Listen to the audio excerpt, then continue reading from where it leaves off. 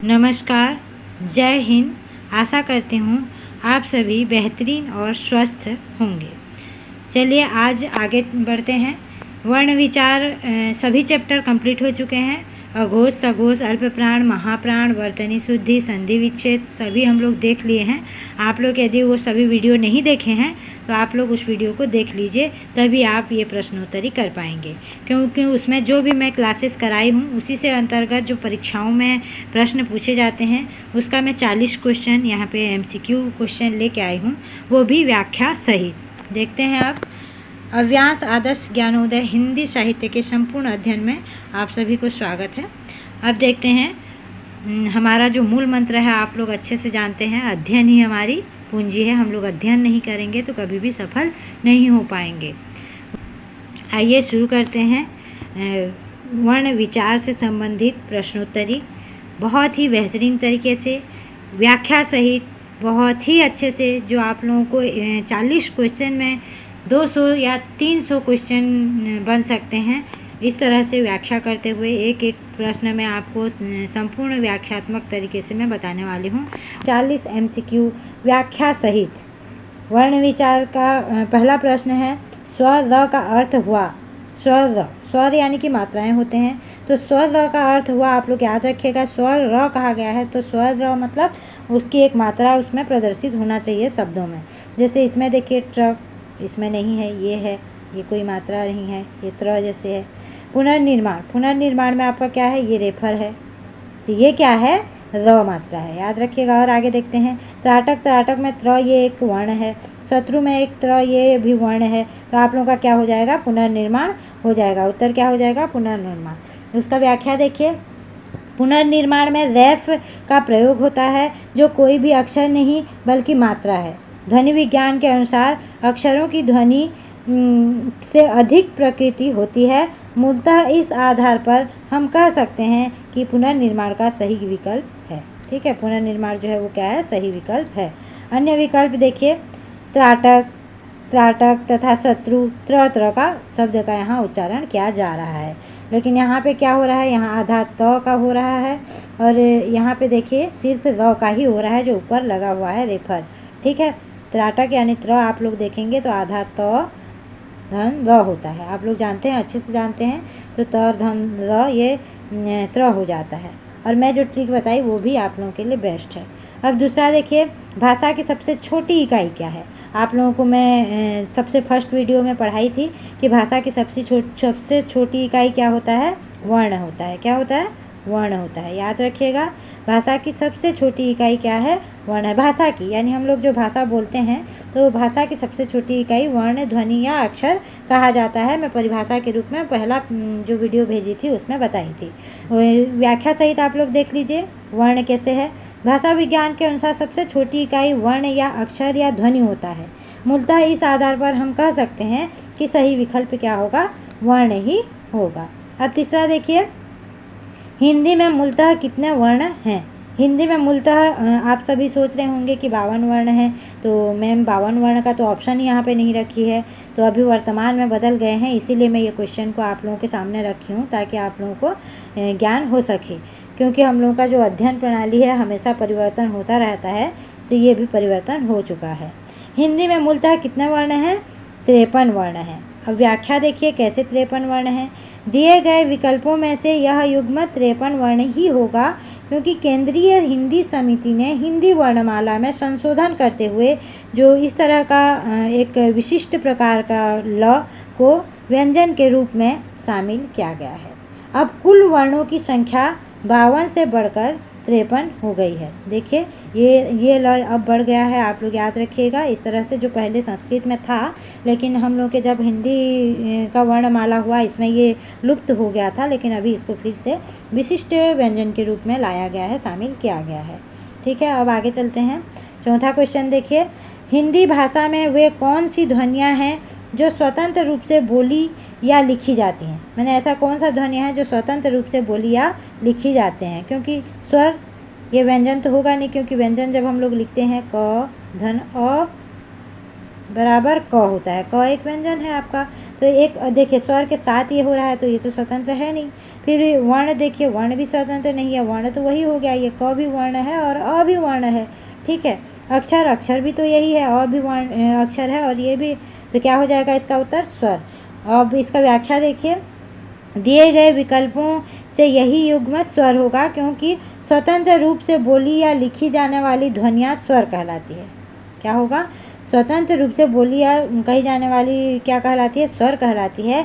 ये ध्वनियाँ बिना किसी अन्य वर्ण के साथ उच्चारित हो जाती हैं, जैसे अ, आ, छोटे ई बड़े ई, छोटे ऊ बड़े ई, री, ए, ऐ, ओ, औ, ये 11 जो हैं ये स्वतंत्र हैं, ये कोई जुड़ा हुआ नहीं है। जैसे क है तो क धन अ बराबर पूरा क होता है, आधा क धन अ बराबर पूरा क होता है, यानी एक अक्षर बनता है, तो इसीलिए ये स्वतंत्र है। अब देखिए 5वां है, संयुक्त में छोड़कर हिंदी में मूल वर्णों की संख्या क्या है? यदि संयुक्त को छोड़ दिया जाए, सिर्फ संयुक्त को छोड़ देने के लिए कहा गया है, तो हम लोग को संयुक्त छोड़ देंगे तो कितना हो जाएगा आपका? 4 आपका स्वर में संयुक्त होता है, व्यंजन में 4 होते हैं। मैं आप लोगों को नीचे में व्याख्या बताऊंगी। तो अब हो गए हम लोग के पास 45, क्योंकि 53 वर्ण अभी वर्तमान में है, तो 53 में से 8 यदि हम लोग हटा दिए तो हम लोग के पास कितना बचे? 45। तो देखिए ये हम लोग का आंसर हो जाएगा 2। व्याख्या इसका देखते हैं, दिए गए विकल्पों में से सही युग्म 45 वर्ण होगा। केंद्रीय हिंदी समिति ने हिंदी वर्णमाला को संशोधित करके इसमें क्या कर दिए गए हैं? 53 कर दिए हैं उसकी वर्णमाला को। तो उसमें से 8 संयुक्त वर्ण ए, ऐ, ओ, औ, क्ष, त्र, ज्ञ, स्र आप लोग अच्छे से जानते हैं। मैं वीडियो में आप लोगों को बहुत अच्छे से एक्सप्लेन भी की थी इसको, तो आप लोग बहुत अच्छे से इसको जानते हैं। अब देखिए आगे बढ़ते हैं 6वां नंबर पर। यहाँ पे 6वां प्रश्न दिया गया है, स्वर किसे कहते हैं? जिनका उच्चारण लघु और गुरु में होता है। जिसका उच्चारण लघु और गुरु में होता है, क्या वो स्वर है? नहीं है। जिनका उच्चारण बिना अवरोध तथा विघ्न बाधा से होता है वो क्या हो जाता है? स्वर कहलाता है। जिनका उच्चारण स्वरों की सहायता से होता है वो क्या है? नहीं होगा, वो तो व्यंजन कहलाएगा। जिनका उच्चारण नाक या मुंह से वो तो अनुनासिक कहलाएगा। तो हम लोग का उत्तर क्या हो जाएगा? 2 हो जाएगा। अब इसकी व्याख्या हम लोगों को देखने की ज़रूरत नहीं है, क्योंकि ये स्वर की परिभाषा है। तो स्वर की परिभाषा है कि वो स्वतंत्र होता है, बिना अवरोध या बिना किसी विघ्न और बाधा में वो उसे हम लोग कह सकते हैं। अब देखिए प्रश्न नंबर 7। प्रश्न नंबर 7 में है, निम्नलिखित में से अग्र स्वर नहीं है। अग्र स्वर आप लोगों को मैं एक बार पढ़ाई थी इसको। अ, यहाँ आ, उ, बड़े ऊ, री, ओ, औ, ये सभी आपका किस में आ जाएंगे? पश यानी पीछे हो जाएंगे। अग्र में क्या आ जाएंगे? छोटे ई, बड़े ई, ए, ऐ, ठीक है। ये आपका मैं बहुत अच्छे से बहुत ट्रिक के माध्यम से आप लोगों को इसको याद कराई थी और पढ़ाई थी, तो याद रखिएगा। ये आपका अग्र भाग हो गया और ये आपका मध्य भाग हो गया और ये आपका क्या है? पश्चिम भाग हो गया। तो यहाँ क्या पूछा गया है? निम्नलिखित में से अग्र स्वर नहीं है। अग्र स्वर कौन सा नहीं है? कौन सा नहीं है अग्र स्वर? अ नहीं है। कैसे अ नहीं है? क्योंकि अ मध्य स्वर है, न कि अग्र स्वर। बाकी ई, ए, ऐ ये सब क्या है? आपका मध्य स्वर हैं, अ, ठीक है। और बाकी ये ई, बड़े ई, ए, ऐ क्या स्वर हैं आपके? अग्र। दिए गए विकल्पों में सही युग्म अ होगा। जिह्वा के आधार पर स्वर 3 प्रकार के होते हैं। अग्र छोटे ई, बड़े ई, ए, ऐ हो जाते हैं। मध्य में अ, पश्चिम में आ, उ, री, ओ, औ। मैं इसको बहुत अच्छे से पढ़ाई हूँ, आप लोग उसमें देख सकते हैं। अब प्रश्न नंबर 8 देखते हैं। हिंदी वर्णमाला में अंग और अह क्या है?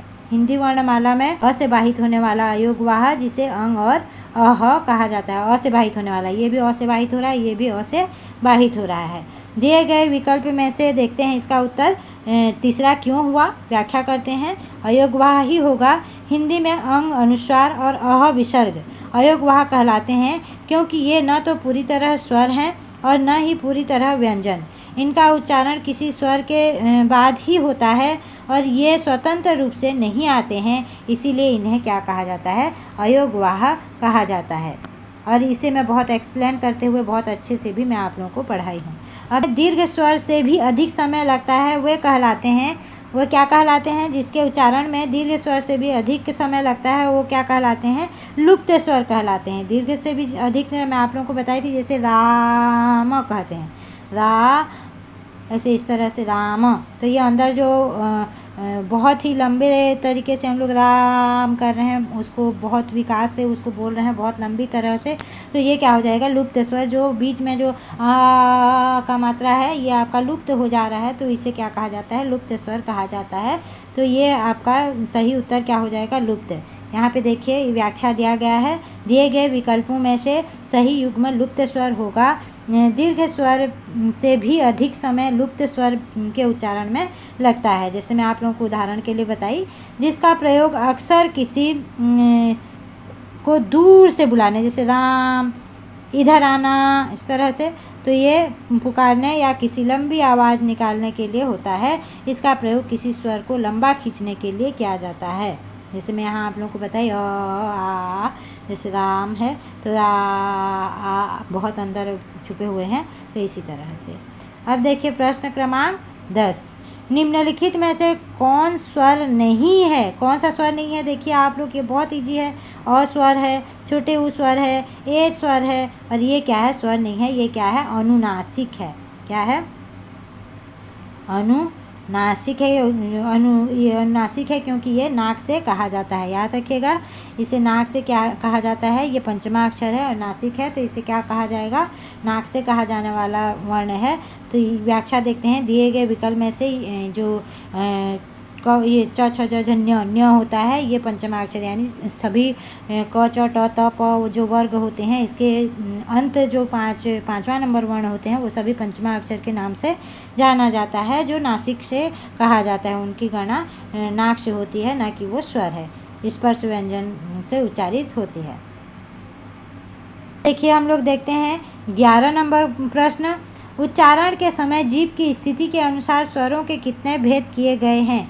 जीभ की स्थिति की देखिए, याद रखिएगा, मैं आप लोगों को बताई थी, जिह्वा के आधार पे, नासिका के आधार पे, मुंह खुलने के आधार पे, सभी चीज़ें मैं आप लोगों को बताई थी। ध्यान से याद कीजिएगा, और वो वीडियो नहीं देखेंगे अच्छे से, बार बार आप लोग रिपीट नहीं करेंगे तो आप लोगों को समझ में नहीं आएगा। मैं हमेशा बता रही हूँ आप लोगों को, सिर्फ मैं अध्ययन करना चाहती हूँ, मैं ये क्लियर करना चाहती हूँ, वो क्लियर करना चाहती हूँ। आप नहीं कर सकते। यदि 24 घंटा में कम से कम, यदि आप लोग गृहस्थ ज़िंदगी जी रहे हैं, घर परिवार देख रहे हैं, एक स्त्री हैं, तो मैं अपना ही संघर्ष को बताते हुए कहती हूँ, आप जब तक 5 घंटा या 6 घंटा समय नहीं देंगे तो आप कोई भी व्यापन एग्ज़ाम, चाहे वो नेट हो, CGTT हो, चाहे शिक्षक भर्ती हो, कभी भी आप नहीं दे सकते। कोई भी स्थिति में आपको 5-6 घंटा का समय देना है। मैं UGC नेट जब निकाली तो मैं बहुत मुश्किल से रात के 10 बजे के बाद समय देती थी, 2-3 बजे तक पढ़ती थी। तो कम से कम आपको टारगेट बनाना है, शादी हो, विवाह हो, कुछ भी हो, घर में कोई भी फंक्शन हो, कोई मेहमान आए हुए हों, लेकिन आपको 5 घंटा निकालना ही है, कड़ी मेहनत करना है, और इसी 6 महीने के अंदर ही हमें नेट क्वालिफाइड या फिर जो भी आप टारगेट रखे हैं उसको हमें क्वालिफाइड करना है। उसी समय आप लोगों को इतना ललक हो जाना है पढ़ाई में कि वो सफलता हम हासिल कर सकें। ठीक है। अब देखिए 11वां नंबर है आपका, उच्चारण के समय जीभ की स्थिति के अनुसार स्वरों के कितने भेद किए गए हैं। 3 भेद। कौन कौन से 3 भेद हैं, मैं यहाँ आप लोगों को बताई थी एक्सप्लेन करते हुए भी। ये आपका जीभ को 3 भागों में काट ली थी, और ये अग्र है, सही में नहीं काट ली थी, बस ऐसे ही वो ड्राइंग बना के बताई थी। और ये मध्य है और ये पश्य है। आप लोगों को 3 प्रकार बताई थी, और किसमें क्या होते हैं ये भी बताई हूँ, आप लोग देख लीजिएगा उस वीडियो को। अब आगे बढ़ते हैं, प्रश्न क्रमांक 12, वे ध्वनियाँ जो स्वरों की सहायता के बिना उच्चारित नहीं हो सकती वह क्या कहलाते हैं। स्वर नहीं कहलाएंगे, शब्द नहीं कहलाएंगे, व्यंजन, संयुक्ताक्षर भी नहीं कहलाएंगे, क्या कहलाएंगे, व्यंजन कहलाएंगे। व्याख्या देख लेते हैं इसका। जो ध्वनियाँ स्वर के बिना अपने आप उच्चारित नहीं हो सकती उसे क्या कहा जाता है, व्यंजन कहा जाता है। मैं नहीं पढ़ रही हूँ, आप लोग पढ़ेंगे, पढ़ लीजिएगा। ये आधा क हो गया प्लस अ हो गया, तो ये क्या हो जाता है, क हो जाता है। तो आपका क्या हो गया, इसमें प्रश्न के आधार पे ध्वनि में स्वर की सहायता लगती है, यानी क में अ का स्वर लगा तो ये आपका क्या हो गया, तो ये इसे व्यंजन कहा जाता है। निम्नलिखित में एक स्पर्श व्यंजन है। स्पर्श व्यंजन कौन सा है, देखिए मैं आप लोगों को बताई थी, हम लोग का 25 स्पर्श व्यंजन होते हैं। क, च, ट, त, प आप लोगों को बताई थी। तो क वर्ग, च वर्ग, ट वर्ग, त वर्ग, प वर्ग, ये सभी क्या है, स्पर्श व्यंजन है। ये 25 वर्ण होते हैं। तो इसमें से देख लेते हैं कि कौन सा नहीं है। ये स, ये तो नहीं है, ये स्पर्श व्यंजन नहीं है। छ ये है स्पर्श व्यंजन। ल भी नहीं है स्पर्श व्यंजन आपका। और नीचे देखिए ह भी नहीं है। तो आपका क्या हो जाएगा उत्तर? छ हो जाएगा, छ से छाता। ठीक है। अब देखिए दिए गए विकल्पों में छ होगा। स्पर्श व्यंजन ऐसे व्यंजन होते हैं जिनका उच्चारण करते समय जीभ या मुख का कोई अन्य भाग किसी अन्य अंग के स्पर्श करता है, वायु प्रवाह को रोक देता है। जैसे कि वर्णमाला के अनुसार देखा जाए, क से म तक की जो 25 वर्ण होते हैं उसे स्पर्श व्यंजन कहा जाता है, जिसको ट्रिक मैं आप लोगों को बताई थी, क च ट त प व। ये क वर्ग, च वर्ग, ट वर्ग, त वर्ग और प वर्ग। ठीक है। अब देखिए प्रश्न क्रमांक 14, हिंदी व्याकरण के अंतिम पंचमाक्षरों का उच्चारण स्थान क्या है? हिंदी व्याकरण के अंतिम पंचमाक्षर, वही मैं आप लोगों को ऊपर भी बताई थी, ये क्या हो जाएगा? ये अनुनासिक हो जाएगा। कंठ नहीं होगा, तालव्य नहीं होगा, मूर्धा नहीं होगा, अनुनासिक। कैसे होगा देखिए, हिंदी वर्णमाला के अंतिम 5 अक्षर अंगा, न्य, अण, न, म जो है, जिन्हें नासिक व्यंजन या पंचमाक्षर कहा जाता है और उनका उच्चारण स्थान नासिक यानी कि नाक से किया जाता है, इसीलिए इसको क्या कहा जाता है? अनुनासिक कहा जाएगा। यहाँ पे अनुनासिक कहा जाएगा, न कि तालव्य, मूर्धन्य और कंठ। ठीक है। अब आगे बढ़ते हैं प्रश्न क्रमांक 15 में। अंतस्थ व्यंजन, इसमें से अंतस्थ व्यंजन कौन कौन से हैं? देखिए, ये श, श, श, ये अंतस्थ है? नहीं है इसमें, क्योंकि अंदर कुछ छुपा हुआ नहीं है। मैं आप लोगों को बोली थी, जो अंदर कुछ बैठा हुआ हो उसमें आपका क्या हो जाता है? अंतस्थ व्यंजन कहलाता है। क्षत्र, ये तो संयुक्त व्यंजन है, ये भी नहीं होगा। अंग, अंग, ये भी अयोगवाह है, ये भी नहीं होगा। अब य, र, ल, व, ये देखिए, य के अंदर क्या छुपा हुआ है, ल के अंदर क्या छुपा हुआ है, व के अंदर मैं आप लोगों को बताई थी, व्याख्या में बताती हूँ फिर भी आप लोगों को। दिए गए विकल्पों में से सही युग्म क्या होगा? य, र, ल, व होगा। अंतस्थ व्यंजन अर्थात अंदर बैठा हुआ, जैसे य में बड़ी का मात्रा बैठा हुआ है, ल में री का मात्रा, ल में री, व में उ, ये सभी वर्ण य, र, ल, व में छुपे हुए हैं। इसीलिए जो छुपे हुए हैं, अंदर कोई बैठा हुआ है जो नहीं दिख रहा है, उसे अंतस्थ व्यंजन कहते हैं। मैं बहुत ही ट्रिक के माध्यम से आप लोगों को अध्ययन कराई हूँ। आप देखिए 16 नंबर, तालव्य श, षट्कोण का स और दंत्य स और ह व्यंजन है। ये कौन से व्यंजन है? जो ऊष्मा निकल रहा है, देखिए ज़्यादा ऊष्मा निकल रहा है। ज़्यादा ऊष्मा निकलने से क्या होगा? मैं आप लोगों को बताई थी, उपक्षिप्त होगा? नहीं, ऊष्म होगा। स्पर्श होगा, स्पर्श व्यंजन तो 25 हैं। संयुक्त व्यंजन तो क्ष, त्र, ज्ञ, स्र हैं। तो आपका क्या हो जाएगा? ऊष्म व्यंजन हो जाएगा। जब तक आप लोग मेरे सभी वीडियो को नहीं देखेंगे, आप लोगों को समझ में नहीं आएगा। उक्षिप्त व्यंजन, उक्षिप्त व्यंजन इसमें से कौन कौन से हैं? देखिए, मैं आप लोगों को उक्षिप्त व्यंजन भी क्या है और किस तरह से है, मैं आप लोगों को बताई थी। उक्षिप्त व्यंजन ये अड़ और अढ़ है। ठीक है, मैंने कि ड और ढ में ही ये बिंदी नीचे लगा देने से अड़ और अढ़ हो जाता है, इसीलिए इसको उक्षिप्त या द्विगुण यानी ड से देखिए यहाँ पे आ गया तो इसका एक गुण हो गया। जैसे पढ़ना हो गया तो पढ़ना अलग हो जाएगा, पढ़ना अलग हो जाएगा, 2 गुण रखा है, इसको द्विगुण भी कहा जाता है और उक्षिप्त व्यंजन भी कहा जाता है, याद रखिएगा। उक्षिप्त व्यंजन, ऐसे व्यंजन उक्षिप्त व्यंजन और विक्षिप्त व्यंजन भी कहा जाता है। तो ये एक ऐसे व्यंजन है जिनके उच्चारण में जीभ के अगले भाग को थोड़ा ऊपर उठाकर फिर झटके से नीचे गिराया जाता है। इन व्यंजनों के अर्थ उछलना या फेंकना होता है। हिंदी वर्णमाला में 2 उक्षिप्त व्यंजन है, अड़ और अढ़। ठीक है, जैसे कि सड़क, दौड़ना, ये हो गया बढ़ना, पढ़ाना। ठीक है, इसी तरह से आपका हो जाएगा। अब देखिए 18 नंबर प्रश्न क्रमांक 18 नंबर, उक्षिप्त ध्वनि का प्रयोग हुआ है। उक्षिप्त ध्वनि का प्रयोग कहाँ कहाँ हुआ है? देखिए, उक्षिप्त ध्वनि का प्रयोग किस में हुआ है? उक्षिप्त यानी कि अड़ा अड़ा, तो आपका इसमें तो नहीं हुआ है, इसमें नहीं हुआ है, इसमें हुआ है और ये इसमें भी नहीं हुआ है। तो आपका उत्तर क्या हो जाएगा? पढ़ाई में। ऊपर में आप उसका व्याख्या दे दी हूँ, इसीलिए यहाँ पे और नहीं दी हूँ। प्रश्न क्रमांक 19 देखिए, ज्ञ वर्ण किन वर्णों के संयोग से होता है? ज्ञ वर्ण किन वर्णों के संयोग से होता है? देखिए, मैं आप लोगों को व्याख्या में बताती हूँ। ज, धन, वह बराबर क्या होता है? ज्ञ हो जाता है, क्योंकि ये मिस्टेक कर जाते हैं। आप लोगों को ट्रिक में भी बताई थी, ज्ञ यानी कि ये गोला को आप लोग हटा देंगे तो ज हो जाता है और फिर उसके बाद क्या हो जाएगा आपका ये इसको इस तरह से कर देंगे तो वहाँ हो जाएगा, तो आप लोगों को ये बहुत आसानी से याद हो जाएगा कि ज्ञ होता है। तो आप लोगों का ये ट्रिक मैं बहुत अच्छे से चारों का बताई थी, संयुक्त अक्षर कैसे पहचानेंगे। वीडियो को ज़रूर देखिए, अच्छे से देखिए।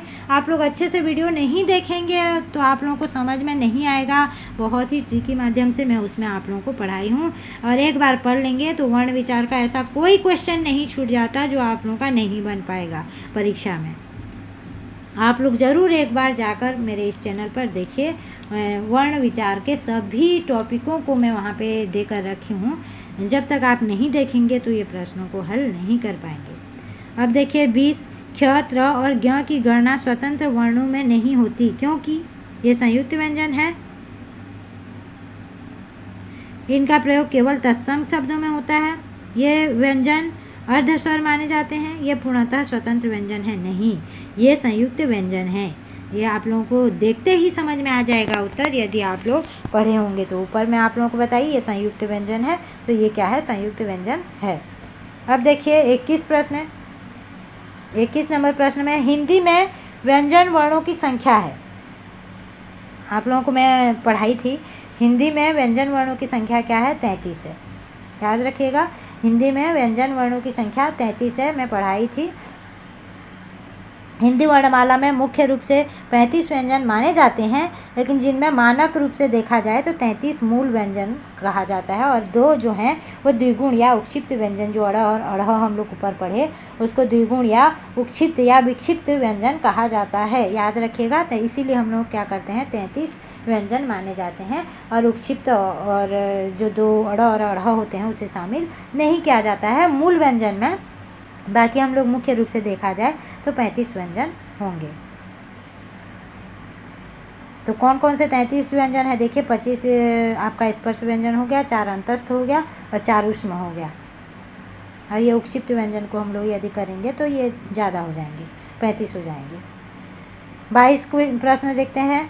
कंठ ध्वनियाँ कौन सी हैं? जो कंठ की ध्वनि है, मैं आप लोगों को बहुत अच्छे से ट्रिकी माध्यम से पढ़ाई थी, इसको मैं ज़्यादा एक्सप्लेन नहीं करने वाली हूँ। इसमें आप लोगों की ऐसी कोई भी प्रश्न नहीं है जो आप लोगों का ना बन पाए। आप लोग पहले एक बार, बहुत ही आग्रह करती हूँ कि आप लोग पहले एक बार मेरे उस सभी वर्ण विचार के वीडियो को एक बार देख लीजिए, फिर आप लोगों की परीक्षा में जो भी क्वेश्चन है, आप जहाँ से भी टेस्ट क्वेश्चन MCQ निकाल लीजिए, आप लोगों को बहुत ही इजीली समझ में आएगा। लेकिन पहले आप लोग उसे देखिए, नहीं देखेंगे तो समझ में नहीं आएगा।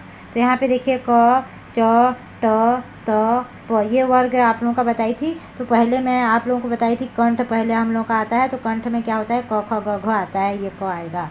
फिर उसके बाद तालु आता है, त, थ, द, ध। फिर उसके बाद मूर्धा आता है, च, छ, ज, झ। फिर उसके बाद आपका दंत आता है, तो आपका क्या है, त, थ, द, ध। फिर आपका ओष्ठ आ जाता है, प, फ, ब, भ। मैं बहुत अच्छे से आप लोगों को ये 5 वर्ग का बताई थी, तो आप लोग बहुत अच्छे से समझ सकते हैं उसमें। ये तालव्य श ध्वनि का उच्चारण स्थान, देखिए मैं आप लोगों को पहले से बोली थी, आप लोग इसको आदत बना लीजिए, तालव्य स्व, मूर्धन्य श, दंत्य श बोलने का, तभी आप लोगों का बहुत ही इजीली सही हो जाएगा। ये क्या हो जाएगा, तालव्य हो जाएगा। ठीक है, अब हम लोग आगे बढ़ते हैं।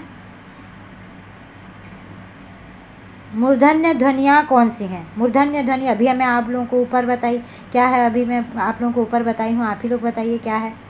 ट, ठ, ड, ढ, ये क्या है आप लोगों का, मूर्धन्य वर्ण है।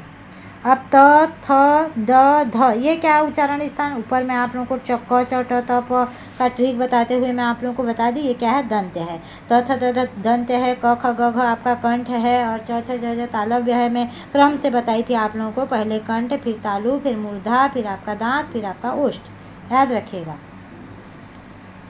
अब आगे बढ़ते हैं 26 नंबर प्रश्न में। जिन व्यंजनों के उच्चारण में दोनों ओष्ठों द्वारा श्वास का अवरोध होता है वे क्या कहलाते हैं? वे क्या कहलाएंगे? मूर्धन्य व्यंजन कहलाएंगे या ओष्ठ होगा? ये देखिए ऊपर क्या दिया गया है, ओष्ठों द्वारा श्वास, तो ओष्ठों द्वारा क्या होगा, ओष्ठ व्यंजन हो जाएगा। क्या हो जाएगा? बहुत इजी रहता है, आपको समझना रहता है सवालों को, नहीं तो नहीं बन पाएगा। यहाँ पे देखिए मैं आप लोगों को वर्णों के उच्चारण स्थान बहुत अच्छे से समझने के लिए जो मैं वीडियो में भी अपलोड कर ली हूँ, तो आप लोग वहाँ भी जाके देख सकते हैं। और यहाँ पे देखिए व्याख्या में कर दी हूँ कि कहाँ किसका वर्ण स्थान होते हैं। कंठ में कौन से आते हैं, तालु में कौन आता है, मूर्धा में, दंत में और ओष्ठ में। और कुछ वर्ण ऐसे होते हैं जो दो चीज़ मिल के, जैसे ओष्ठ कंठ में आप लोगों को ये भी बहुत ट्रिकी माध्यम से बताई थी, इसीलिए मैं अभी यहाँ नहीं बताऊँगी। यदि नीचे का होंठ पूरी तरह काट दिया जाए तो किस ध्वनि के उच्चारण में कठिनाई होगी? ल, ब, घ और ख। ये क्या हो जाएगा? ब हो जाएगा। यदि होंठ पूरी तरह से काट दें, होंठ तो ओष्ठ वाला क्या है? प, फ, ब, भ, तो ब आपका क्या उच्चारण सही हो जाएगा? ब, क्योंकि प, फ, ब, भ आपका ओष्ठ में आता है। तो ओष्ठ को यदि हम लोग काट दिया जाए तो हम लोग क्या कहेंगे? प, फ, ब, भ का उच्चारण नहीं कर पाएंगे। अब व व्यंजन का उच्चारण स्थान है व, ये देखिए, यह आपका हो जाएगा दंतोष्ठ। मैं यहाँ व्याख्या करवाई थी, देखिए वो वीडियो में भी आप लोगों को बताई थी, दंतोष्ठ यानी दांत और ओष्ठ मिलके, क्योंकि इसके अंदर क्या है? ऊ छुपा हुआ रहता है, तो ऊ छुपा हुआ रहता है, तो ये क्या हो जाएगा? दंतोष्ठ। अब आगे बढ़ते हैं। वत्स्य व्यंजन किसे कहा जाता है? ये एक व्यंजन है जो, ये इसका उत्तर होगा न, याद रखिएगा। अब आगे देखिए, ये अघोष और सघोष का मैं ट्रिक आप लोगों को यहाँ पे रख दी हूँ, और यहाँ पे आप लोगों का प्रश्न है, देखिए अघोष और सघोष, अल्प प्राण और महाप्राण, जो ट्रिक के माध्यम से आप लोग समझ सकते हैं। यहाँ व्याख्या में अल्प प्राण और महाप्राण भी किसे किसे कहा जाता है मैं बता दी हूँ आप लोगों को। निम्न में से अल्प प्राण वर्ण कौन से हैं? अल्प प्राण कौन से होंगे? अ होगा, या क ग होगा, या यध होगा, या फिर फ भ होगा। मैं आप लोगों को बताई थी क, च, ट, त, प का क वर्ग का, यानी कि पहला और तीसरा आपका क्या हो जाता है? अल्प प्राण, और बाकी सभी आपके महाप्राण हो जाते हैं। ये मैं बताई थी आप लोगों का। यहाँ पे व्याख्या भी देख लीजिए। अल्प प्राण व्यंजन वे होते हैं जिनके उच्चारण में मुख से कम वायु निकलती है, जैसे कि महाप्राण व्यंजन वे होते हैं जिनका उच्चारण में अधिक वायु निकलती है। जैसे अल्प प्राण में क, ग यानी कि पहला और तीसरा, मैं आप लोगों को ट्रिक में बताई थी, इसको पहला और तीसरा वर्ण क्या हो जाते हैं? अल्प प्राण हो जाते हैं। और महाप्राण में क्या होते हैं? पहला और तीसरा को छोड़ दिया जाए तो दूसरा, चौथा और पांचवा आपका ख, घ, ग, ये आपका क्या हो जाएंगे? महाप्राण में आ जाएंगे। ठीक है। अब देखिए, निम्न में से कौन सी बात गलत है? इसमें कौन सी बात गलत लग रही है आप लोगों को? देखिए, ध सघोष महाप्राण दंत्य है, ब सघोष प, फ, ब, हाँ तीसरा वर्ण है, सघोष तो है, ओष्ठ से भी उच्चारण होता है, महाप्राण है, ये सही है। ये आपका गलत हो गया, ये आपका गलत हो गया, ये आपका गलत हो गया। तो आप लोगों को ऐसे ट्रिक के माध्यम से समझना होगा। और जब तक आप ओष्ठ, तालव, मैंने कंठ, ये स्वर तंत्र, अल्प प्राण, महाप्राण, सघोष सघोष का वीडियो आप लोग नहीं देखेंगे तो ये आप लोगों को समझ में नहीं आएगा। फिर प्रश्न क्रमांक 32 देखिए। प्रश्न क्रमांक 32 में है, अधोलिखित शब्द का कौन सा रूप वर्तनी के रूप में शुद्ध है? कौन सा शुद्ध है? देखिए, परमात्मा सही नहीं लग रहा है। परमात्मा सही लग रहा है आप लोगों को? ये परमात्मा ये सही है। परम आत्मा, परम आत्मा, परम परम, और ये क्या है? आत्मा। इस तरह से आपका बन जाएगा। आप यदि इसको विच्छेद करेंगे तो परम आत्मा, तो ये हम लोग का क्या हो जाएगा? सही हो जाएगा, परम आत्मा। फिर ये भी गलत है, ये भी गलत है। आप लोग वर्तनी शुद्धि में बहुत अच्छे से वीडियो में बताई हूँ, इसीलिए यहाँ पे इसका व्याख्या नहीं दी हूँ, क्योंकि ये वर्तनी शुद्धि है और वर्तनी शुद्धि में किस तरह से कौन से वर्तनी में होगा ये मैं बहुत बारीकी से आप लोगों को बताई हूँ। इसमें से कौन सा शब्द रूप शुद्ध है? देखिए, आशीर्वाद। मैं आप लोगों को इसका भी वर्तनी शुद्धि बताई थी। ये आशीर्वाद गलत है, ये आशीर्वाद गलत है, ये आशीर्वाद गलत है, ये सही है। क्यों? मैं आप लोगों को बताई थी र कहाँ उच्चारण हो रहा है? आ शी र, यानी जहाँ पे उच्चारण हो रहा है उस वर्ण से पहले र का उच्चारण होता है। आशीर्वाद इस तरह से होगा, ये होगा सही आपका। तो ये कहाँ पे लगेगा? ये रेफर यहाँ लगेगा, यानी वा के बाद में लगेगा। याद रखिएगा, हमेशा जहाँ उच्चारण होगा उसके बाद वाला वर्ण में आपका रेफर लग जाता है। तो ये आशीर्वाद आपका ये सही होगा। अब मात्रा के आधार पर स्वर कितने प्रकार के होते हैं? मात्रा के आधार पर भी मैं आप लोगों को बताई थी। ह्रस्व स्वर, दीर्घ स्वर और लुप्त स्वर, 3 स्वर होते हैं। ठीक है। और ये बहुत बारीकी से मैं पढ़ाई हूँ, इसीलिए आप लोग व्याख्या फिर भी देख सकते हैं यदि वो वीडियो नहीं देखे होंगे, लेकिन वीडियो जब देखेंगे तो बहुत अच्छे से आप लोगों को समझ में आ जाएगा। 35 प्रश्न है, जिह्वा के आधार पर स्वर कितने प्रकार के होते हैं? जिह्वा के आधार पर कितने होते हैं? 3। मैं ये भी बताई थी आप लोगों को, जिह्वा के आधार पर भी यही जीभ बना के ये अग्र मध्य पश्च बताई थी, अग्र ये मध्य और ये पश्च आप लोगों को बताई थी, बहुत बारीकी से इसको समझाई हूँ। प्रश्न बनते हैं एग्जाम में, ऐसे नहीं है कि जो मैं पढ़ाई हूँ आप लोगों का प्रश्न नहीं, आप पहले पढ़िए तो फिर उसके बाद MCQ करना स्टार्ट कीजिएगा, फिर आप लोगों को समझ में आएगा कि मैम अच्छे से पढ़ा रही हैं या नहीं पढ़ा रही हैं, उस टॉपिक को पूरी तरह से कवर हो रहा है या नहीं हो रहा है। आप लोग एक बार वीडियो देख के देखिए, यदि आप लोगों को कवर नहीं हो रहा है लगे तो आप लोग कमेंट्स बॉक्स में बता सकते हैं, मैं फिर से उस टॉपिक को वीडियो लेके आऊँगी आपके लिए। मैं हूँ आपके साथ, हमेशा रहूँगी जब तक आप अपना सफलता प्राप्त नहीं कर लेते। निम्न में दीर्घ स्वर नहीं है, कौन सा नहीं है? देखिए निम्न में दीर्घ स्वर, दीर्घ यानी बड़ा, तो कौन से बड़े हैं? ये छोटा है, ये छोटा ही है, ये बड़ा नहीं है, तो ये आपका क्या हो जाएगा? गलत हो जाएगा। ये सही है, ये सही है, ये सही है, तो आपका ये क्या हो जाएगा? छोटे ही, यानी कि 1 नंबर प्रश्न आप लोगों का सही हो जाएगा। अब दीर्घ का वर्ण विच्छेद देखते हैं। दीर्घ का वर्ण विच्छेद क्या होगा आपका?